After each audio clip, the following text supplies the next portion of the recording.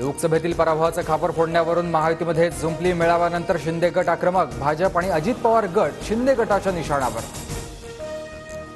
जागा वाटपावरून महायुतीमध्ये दावे प्रतिदावे. भाजपनं विधानसभेत आम्हाला समसमान जागा द्याव्यात, शिवसेना नेते रामदास कदम यांची मागणी. मोदी शहांकडे 100 जागा मागा. रामदास कदमांची शिंदेंकडे जाहीर मागणी. तर भाजपनं आमच्या सिटिंग जागा बदलल्यानं लोकसभेला फटका. रामदास कदमांचा भाजपावर निशाणा. विधानसभेच्या जागावाटपाचा निर्णय महायुतीचे तिन्ही नेते मिळून घेतील. जागावाटपाचा अंतिम निर्णय दिल्लीत होईल. रामदास कदमांच्या मागणीवर मंत्री गिरीश महाजनांचं वक्तव्य.